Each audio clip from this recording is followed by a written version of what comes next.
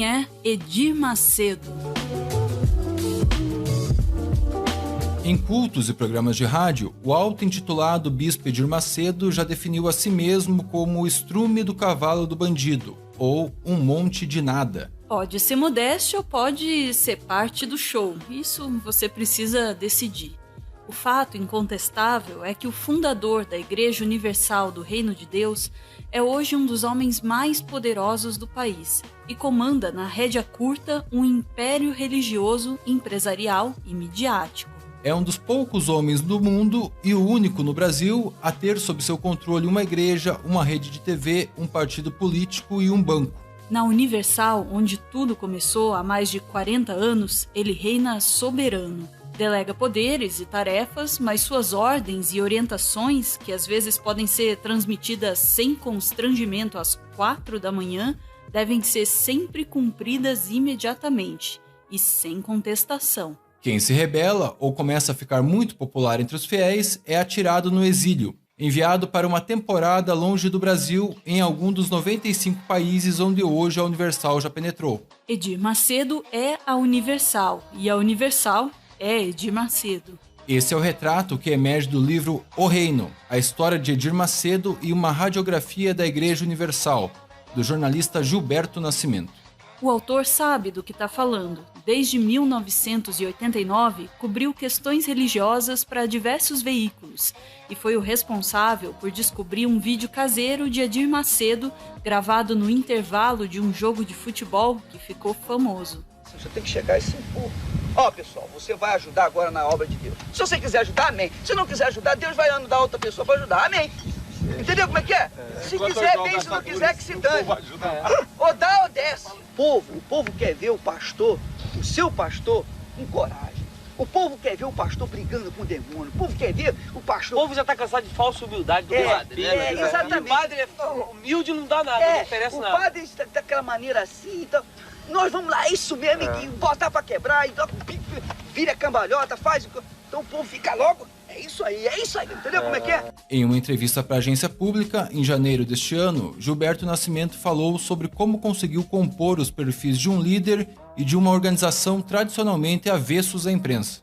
E, como eu relato no livro, quem está lá dentro nunca fala nada, mas quem sai conta coisas.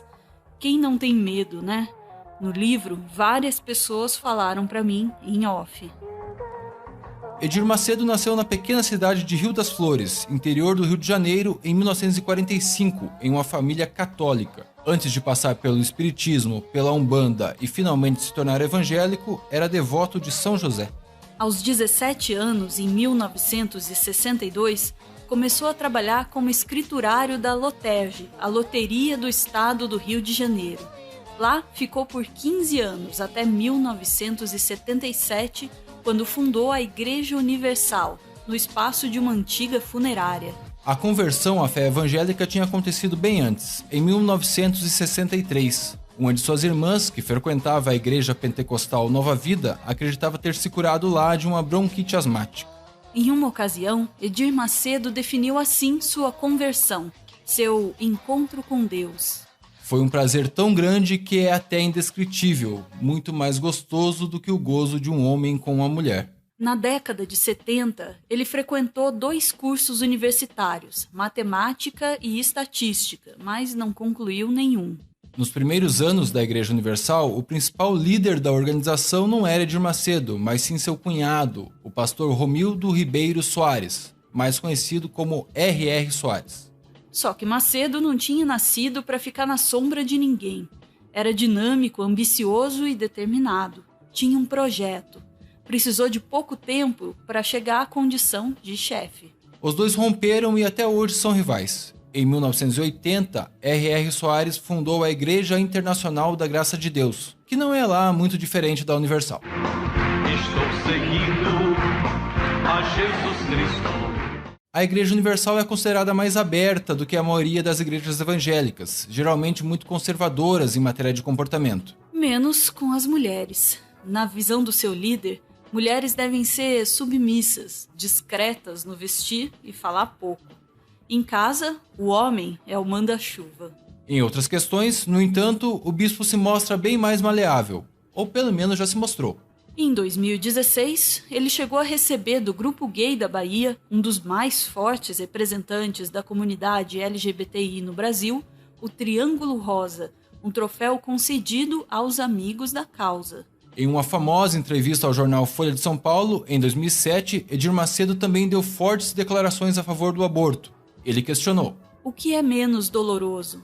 Aborto ou ter crianças vivendo como camundongos nos lixões de nossas cidades, sem infância, sem saúde, sem escola, sem alimentação e sem qualquer perspectiva de um futuro melhor? E ainda: por que a resistência ao planejamento familiar? Acredito sim que o aborto diminuiria em muito a violência no Brasil, haja vista não haver uma política séria voltada para a criançada.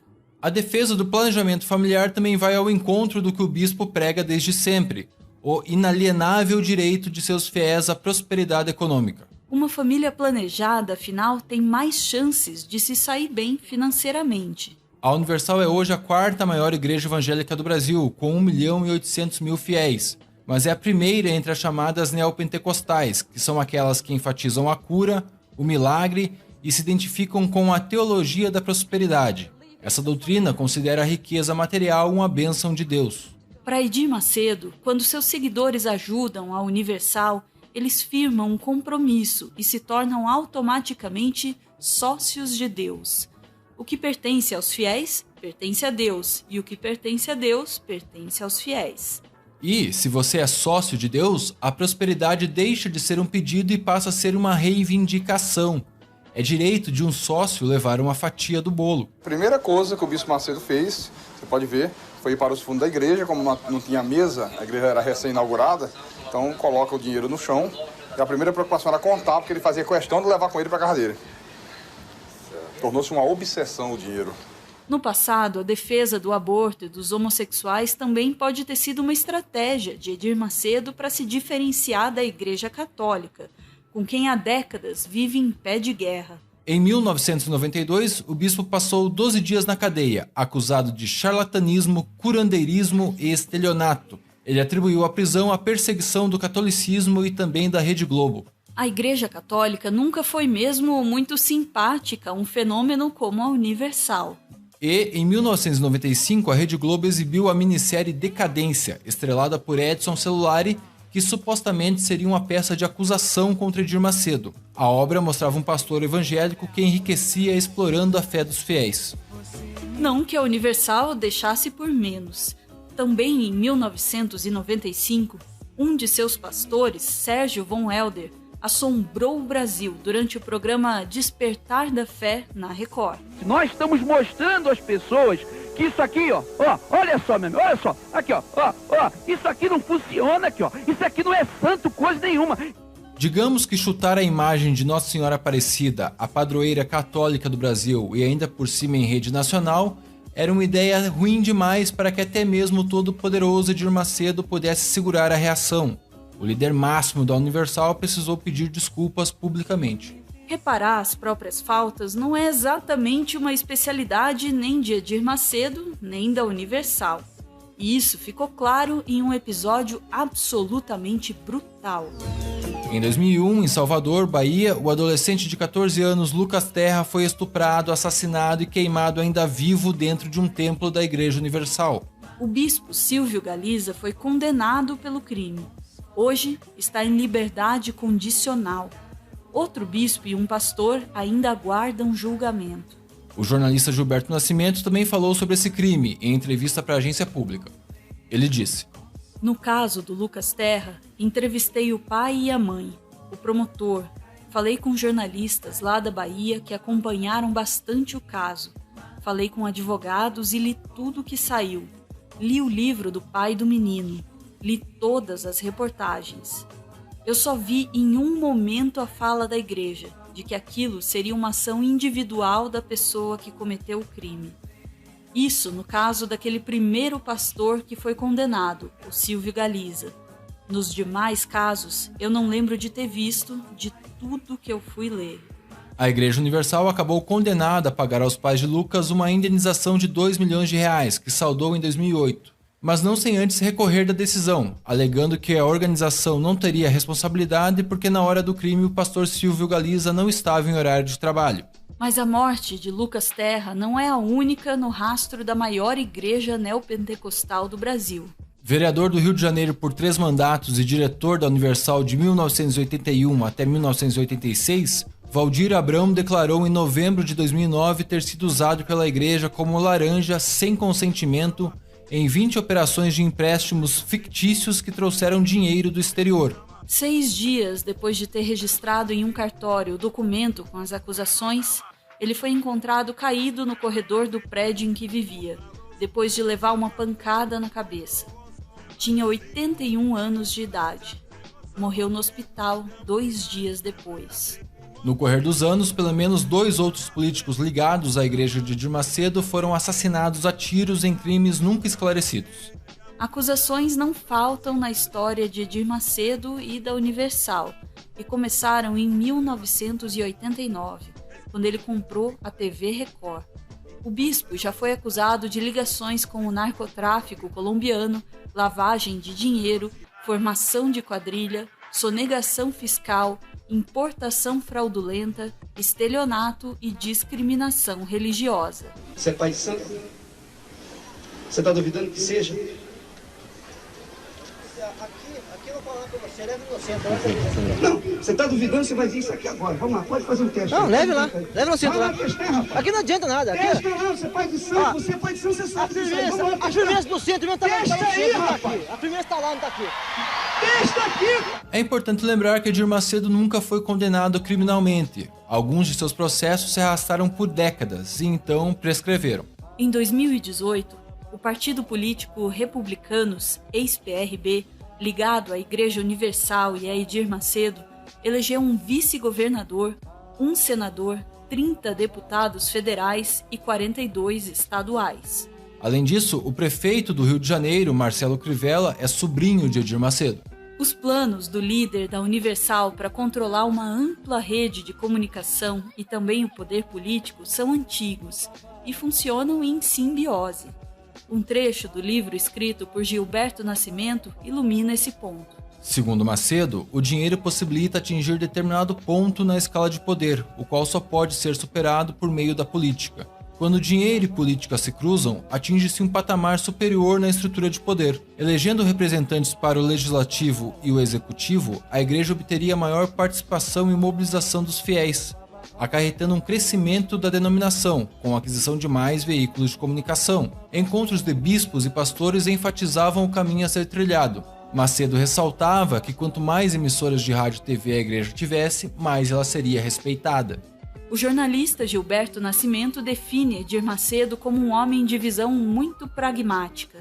Desde a redemocratização, apoiou todos os presidentes que estiveram no Palácio do Planalto, de Fernando Collor a Jair Bolsonaro. Se antes chamava Lula de demônio e mesmo de satanás, mudou de opinião quando o PT chegou ao poder. E só passou a defender o impeachment de Dilma Rousseff quando a sangria de apoio político da ex-presidente se mostrou irreversível. Nos estados e prefeituras, em geral, faz a mesma coisa. Apoia quem estiver lá. Carlos Magno de Miranda foi um dos primeiros pastores a romper com Edir Macedo e fazer acusações públicas contra ele, ainda em 1990. Naquela época, ele disse que o bispo máximo da Universal tinha um ditado: "Para Jesus, até gol de mão vale." A revista Forbes criou um ranking da fortuna dos maiores líderes religiosos do Brasil, e eles acumulam uma vasta fortuna. Estevan Hernandes Filho e a bispa Sônia, por exemplo, têm juntos 120 milhões de reais. Outro exemplo, R.R. Soares, aparece com 250 milhões de reais. O líder da Assembleia de Deus, Silas Malafaia, tem fortuna de 300 milhões e o apóstolo Valdemiro Santiago, dono da Igreja Mundial do Poder de Deus, chega com 400 milhões. No entanto, na liderança dessa estranha lista está Edir Macedo, fundador e líder da Igreja Universal do Reino de Deus, com patrimônio estimado em 2 bilhões de reais. Foi pensando nisso que resolvemos contar um pouco como é a vida do bispo Edir Macedo e mostrar alguns dos seus luxos. Edir Macedo Bezerra tem hoje 75 anos. Antes de fundar a Universal, o bispo foi por 16 anos funcionário público e chegou a trabalhar para o IBGE, no Censo Econômico de 1970. No final da década de 70, no entanto, Edir Macedo deixou a carreira de funcionário público para se dedicar integralmente à vida religiosa. Fundou a Universal em 1977, mas já era pastor desde 74. Tem 5 irmãos e nasceu em Rio das Flores, no Rio de Janeiro. Edir Macedo, fundador e líder da Igreja Universal do Reino de Deus, além de ser o pastor mais rico do Brasil, possui templos até nos Estados Unidos e um jato bimotor particular, do modelo Bombardier Global Express XRS, estimado a 90 milhões de reais. Macedo tem 10 milhões de livros vendidos, alguns deles extremamente críticos à Igreja Católica e também a algumas religiões africanas, e tantos luxos que deixaria o próprio Cristo envergonhado. Bombardier Global Express XRS. O jatinho do bispo, por exemplo, é puro luxo. Hoje a versão vendida pela Bombardier é a Global 6000, mas não importa. O XRS pode levar até 16 passageiros, dependendo da configuração, e conta com 2 motores Rolls-Royce. Tem banheiro, sala de descanso, sala de conferências e alcança a velocidade de Mach 0.89 a 16 mil metros de altitude, com uma velocidade média típica de 900 km por hora. O seu maior movimento aconteceu na década de 80, quando adquiriu a Rede Record, a segunda maior emissora de TV do Brasil. Além disso, é dono do jornal Folha Universal, que tem uma circulação de 2,5 milhões de exemplares, várias emissoras de rádio e do canal de notícias Record News. O seu sucesso financeiro foi tanto que influenciou uma linhagem de pastores dissidentes que acabaram fazendo muito dinheiro. Acusado de usar doações de fiéis para fins particulares e comerciais, o bispo Edir Macedo e sua mulher, Esther Eunice Rangel Bezerra, são proprietários de 2 apartamentos de luxo em Miami, nos Estados Unidos. Um dos imóveis de luxo nos Estados Unidos, comprado em 2006, está em nome de Esther e é avaliado em 2,1 milhões de dólares, algo em torno de 10 milhões e meio de reais. O outro, registrado em nome do casal, foi comprado em 2008 e custou 4,7 milhões de dólares, algo em torno de 24 milhões de reais na cotação atual.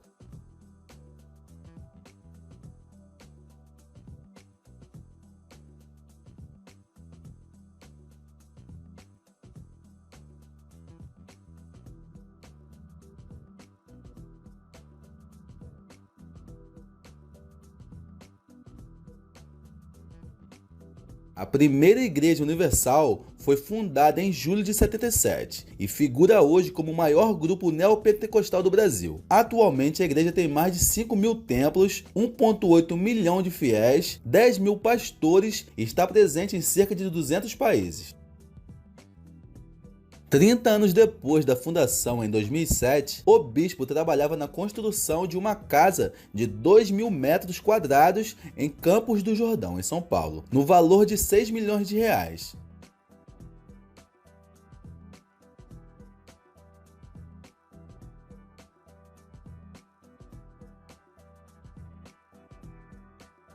E já era dona de outra casa na mesma cidade, comprada 11 anos antes, por 600 mil dólares.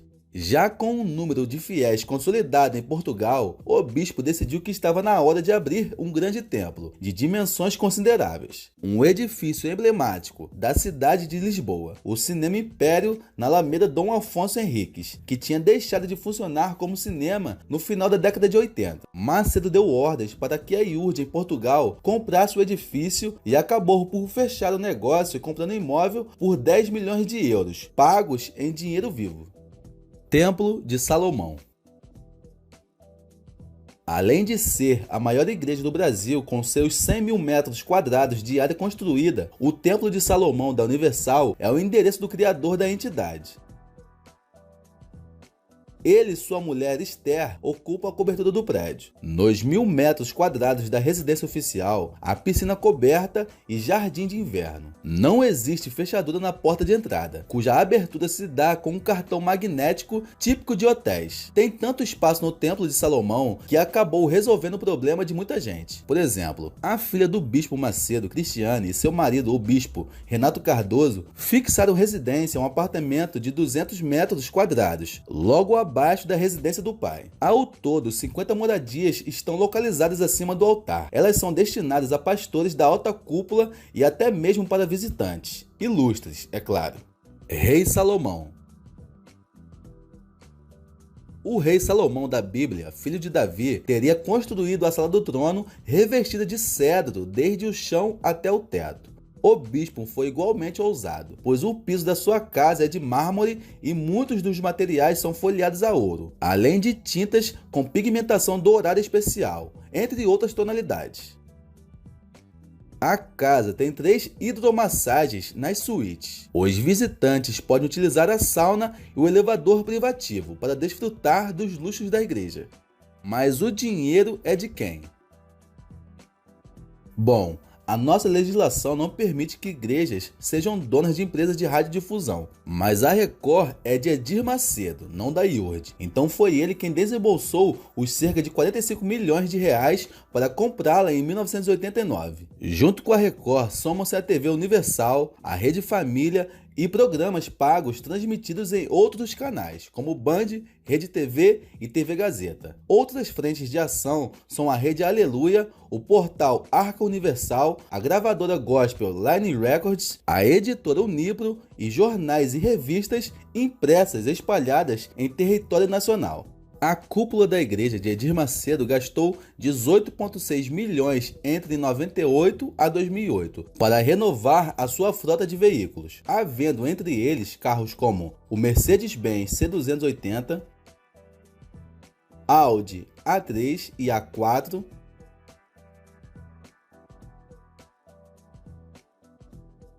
Honda Accord e Toyota Land Cruiser. Segundo o jornal O Estado de São Paulo, naquele prédio, a IURD comprou 607 veículos 0 km entre populares e de luxo, de acordo com dados da Secretaria da Fazenda do Estado de São Paulo. Mas o maior gasto com a renovação da frota teria ocorrido em 2007, quando foram empenhados 3,3 milhões de reais. Os portugueses também estão impressionados com os carros de luxo dos pastores, que vivem trocando os veículos por outros mais novos. O valor estimado de um Audi A8L top de linha de uso de um pastor é de 215 mil euros, ou cerca de 1,2 milhão de reais. E há pelo menos um pastor que tem 2 Audis na garagem. Lá como cá, instituições religiosas gozam de benefícios fiscais. Alguma coisa você pode desfrutar. Alguns luxos do bispo que você pode desfrutar, ao menos quando visita o templo. As poltronas do templo foram trazidas da Espanha ao custo de R$ 2.200 cada e ao todo custaram 22 milhões de reais. Mármore rosa italiano e 12 oliveiras de mais de 300 anos que vieram do Uruguai para reproduzir o Getsemane do Monte das Oliveiras. O espaço possui também um cenáculo que dentro conta com um museu que traz a história dos templos antigos, com cópias dos artefatos originais para que os visitantes sintam-se como estivessem nos templos bíblicos. O lugar conta também a história da construção do templo. Ao olhar para o teto, você verá 10 mil lâmpadas de LED super fortes no teto da nave principal, que tem pé direito de 18 metros. Uma para uma das 10 mil pessoas que assistem aos cultos. 40 mil metros quadrados de pedras foram trazidas de uma pedreira em Hebron, o mesmo local que foram extraídas as dos antigos templos, e uma da Arca da Aliança de efeito tridimensional feita de ouro foi colocada no meio do altar. Fluxo de caixa. A Igreja Universal do Reino de Deus pagou à Rede Record de televisão algo por volta de 575 milhões de reais no ano de 2016, pela compra da faixa horária da emissora nas madrugadas de segunda a domingo. Trata-se de um valor 139% maior que o estimado exatos 10 anos antes, em 2006, quando a igreja desembolsou cerca de 240 milhões pela mesma faixa diária de aproximadamente 6 horas. Só para você ter uma ideia do crescimento do volume de dinheiro, no mesmo período a inflação segundo o IGP-M, Índice Geral de Preços de Mercado, foi de 96,34%. A Universal, por meio da sua assessoria, sempre se recusa a comentar esse tipo de informação. A alegação é sempre a de que, no contrato entre igreja e emissora, há cláusulas de confidencialidade. A Record também não se manifestou e provavelmente não se manifestará a respeito. E o negócio vai de vento em polpa, já que o custo da compra do horário pela Universal vem crescendo de forma constante há 10 anos. Apesar de tudo, não adianta xingar o bispo por esse tipo de negociação, já que na comparação entre pessoas jurídicas, a relação comercial entre a Universal e a Record é semelhante à que ocorre entre as empresas de outras emissoras de televisão, como o SBT, a Rede TV, Band e Gazeta. Também são emissoras que garantem seu caixa com dinheiro oriundo de igrejas evangélicas, que compram faixas da programação. Embora haja muitas críticas a esse comércio de horários, não existe uma legislação atualizada e muito menos qualquer fiscalização que oriente essa relação. E a Universal é a principal compradora de horários e emissoras no país. Recentemente, ela começou a comprar publicidade, inclusive em afiliadas da Globo. Veja que algo por volta de 1/5 da programação, ou seja, 1 em cada 5 horas da TV aberta brasileira, hoje, é ocupada por programação religiosa.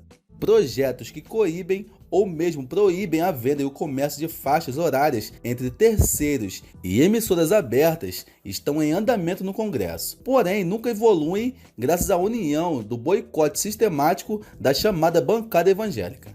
A Universal tem mais de 8.800 imóveis alugados para os pastores e edifícios usados como templos. Coisas boas. Contudo, o dinheiro do bispo não só vai para o luxo e empreendimentos. Em 2008, a Universal se mobilizou para ajudar os atingidos das enchentes de Santa Catarina, através de doações de fiéis em todos os templos do estado, que se transformaram em pontos de entrega de mantimentos não perecíveis, de arrecadação de roupas, produtos de higiene e outras doações. Pastores, obreiros e membros se encarregaram no trabalho voluntário.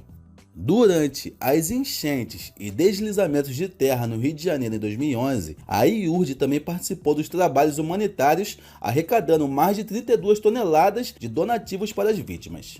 No fim das contas, o que temos? Afinal, ninguém é obrigado a participar dos rituais da Igreja Universal, nem mesmo a entrar em uma. Você pode passar a sua vida sem sintonizar a sua TV na Rede Record. Legalmente, os movimentos das empresas coligadas parecem corretos. E, na verdade, qualquer um que se sentir enganado pode usar os recursos legais disponíveis, não só no Brasil, como nos outros países, onde a instituição funciona, mas a polêmica continuará por muito tempo, com certeza.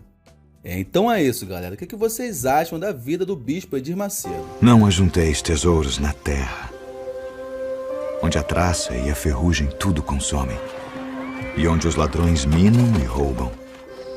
Mas ajuntai tesouros no céu, onde nem a traça nem a ferrugem consomem, e onde os ladrões não minam nem roubam. Porque onde estiver o vosso tesouro, aí estará também o vosso coração. Não julgueis, para que não sejais julgados, porque com o juízo com que julgardes sereis julgados, e com a medida com que tiverdes medido vos hão de medir a vós. E por que reparas tu no argueiro que está no olho do teu irmão, e não vês a trave que está no teu olho? Ou como dirás a teu irmão: deixa-me tirar o argueiro do teu olho, estando uma trave no teu?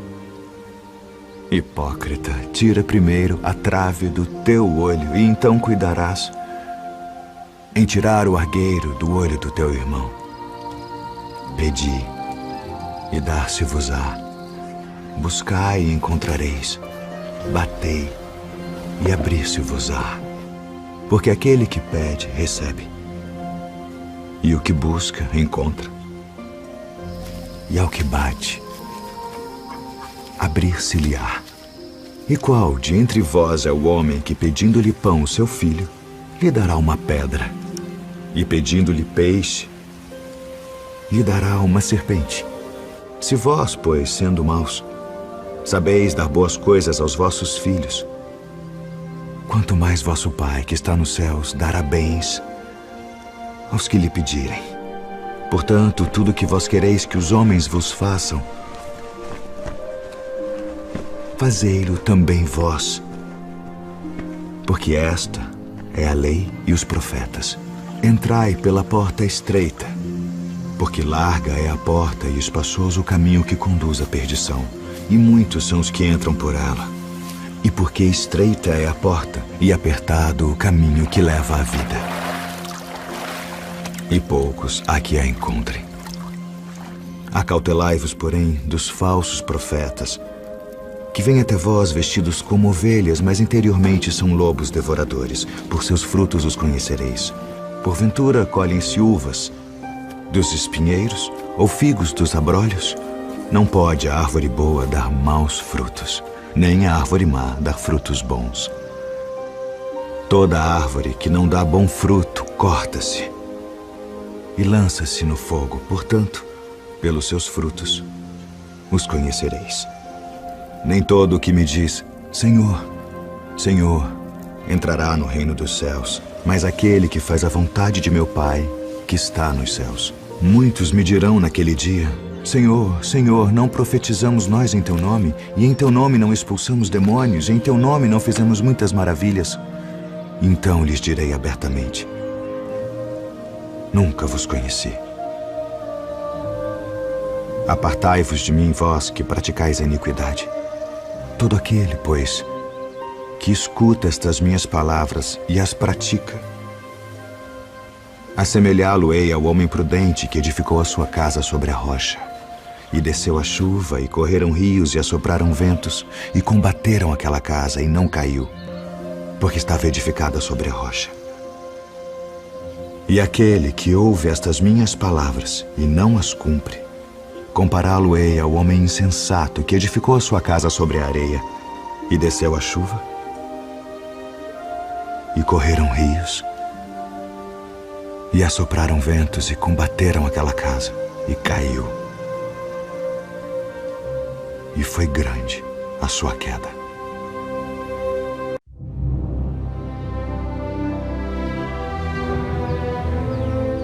E quando o Filho do Homem vier em sua glória, e todos os santos anjos com ele, então se assentará no trono da sua glória. E todas as nações serão reunidas diante dele, e apartará uns dos outros, como o pastor aparta dos bodes as ovelhas. E porá as ovelhas à sua direita, mas os bodes à esquerda.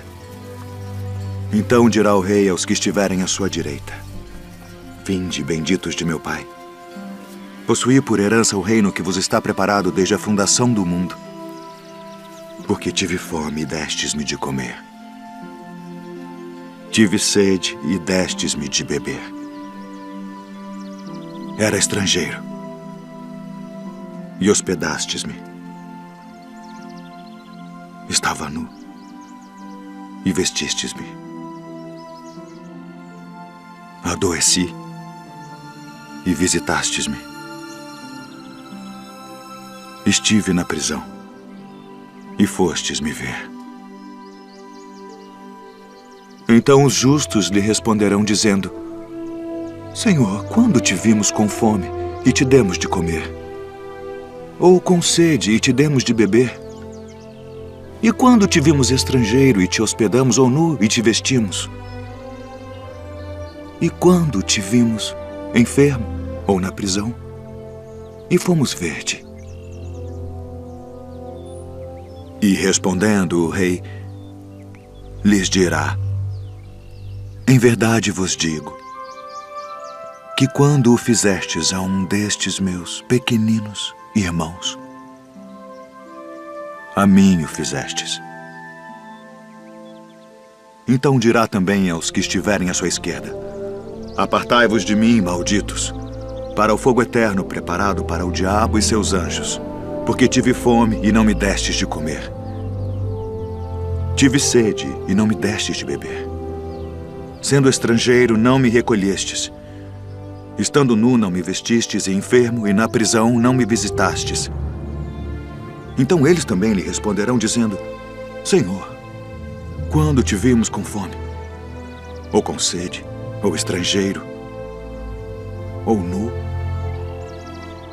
ou enfermo, ou na prisão, e não te servimos? Então lhes responderá, dizendo: Em verdade vos digo que quando a um destes pequeninos o não fizestes, não o fizestes a mim. E irão estes para o tormento eterno, mas os justos para a vida eterna.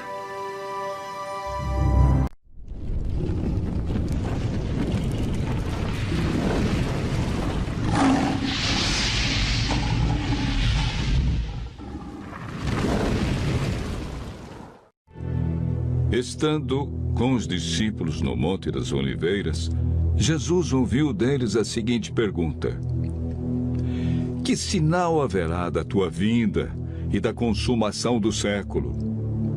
O mestre, então, enumerou vários sinais indicadores do seu retorno à terra. Alguns sinais destes apresentados tiveram cumprimento inicialmente em Jerusalém e serviram como maquete ilustrativa dos acontecimentos do fim. Outros sinais, porém, estão se cumprindo agora, em nossos dias. Todos os dias lemos e ouvimos nos jornais, rádio e televisão inúmeros acontecimentos. São várias as tragédias: terremotos, chacinas, roubo, enganos, crianças abandonadas, doenças, fome, guerras. O que diz a Bíblia sobre esses acontecimentos?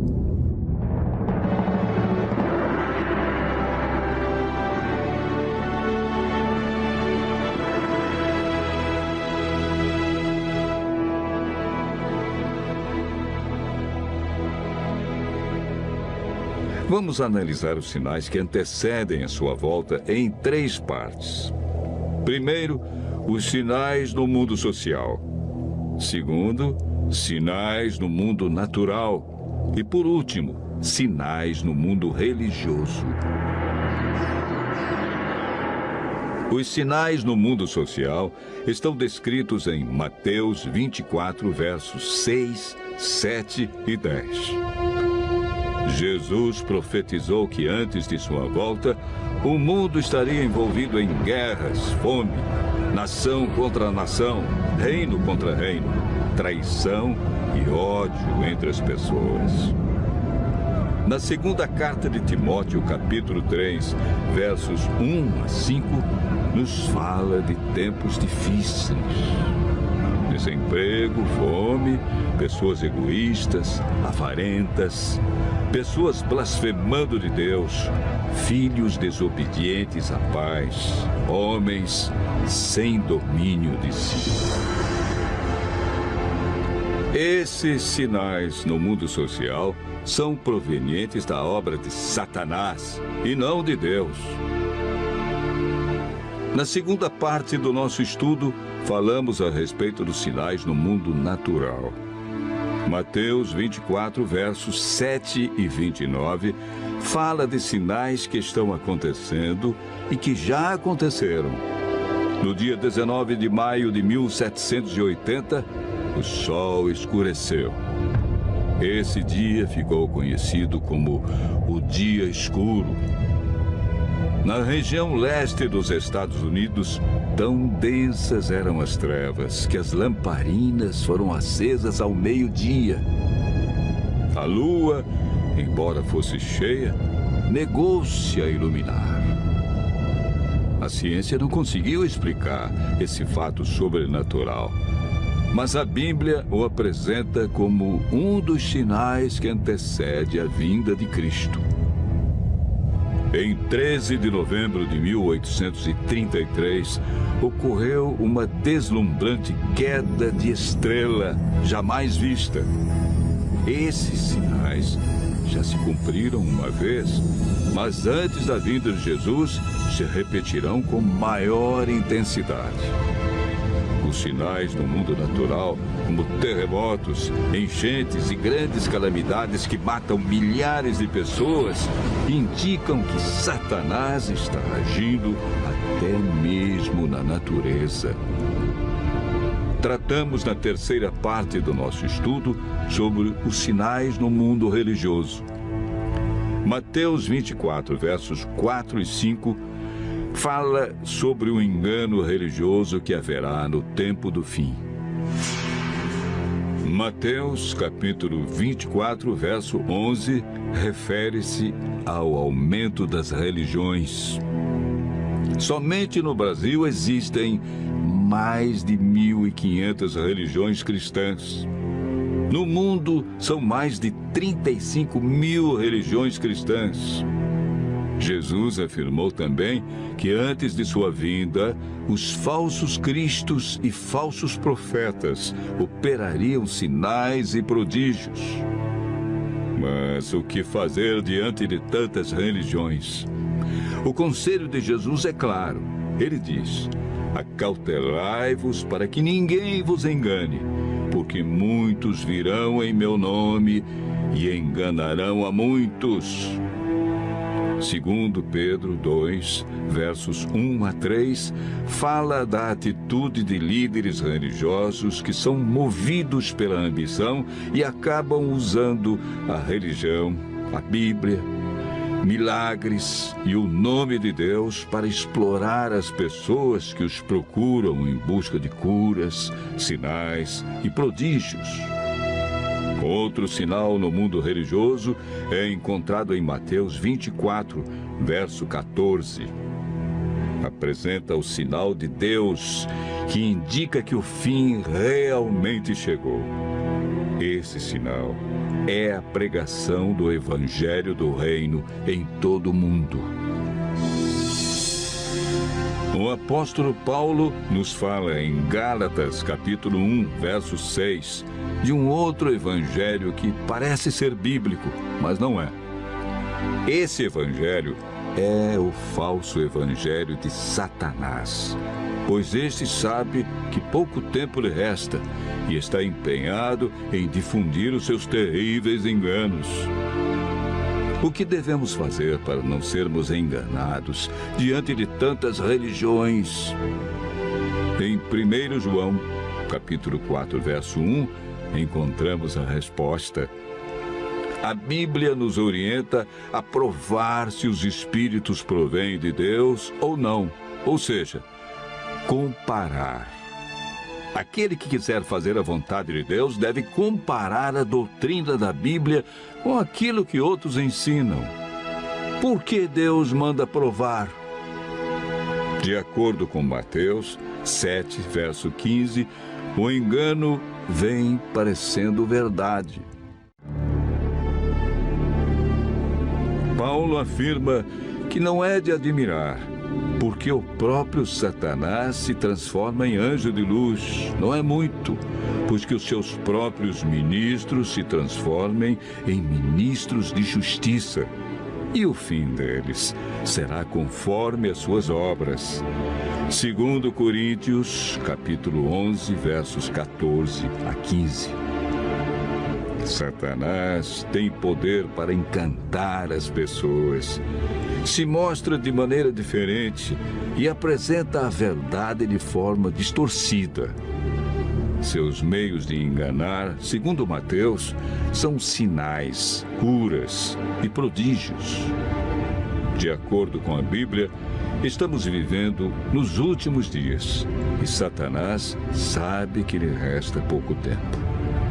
Por isso, sua ira se volta intensamente contra aqueles que seguem os mandamentos de Deus. O diabo quer nos levar a cometer iniquidade e nos desviar do evangelho verdadeiro, pois também tem o seu evangelho para enganar, torcer e mudar as verdades divinas. Este grande conflito que começou no céu e passou pelo Éden, agora chegou até você. Quem vencerá em seu coração? Os enganos de Satanás ou a verdade de Jesus Cristo?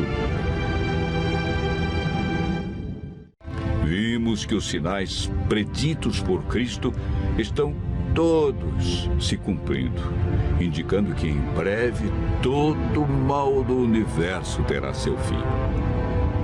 O que está faltando para Jesus voltar? Primeiro motivo: o evangelho verdadeiro precisa ser levado a todo mundo. Segundo, Jesus está a cada dia dando mais oportunidades. Ele é paciente e espera uma decisão de cada um de nós ao lado da verdade.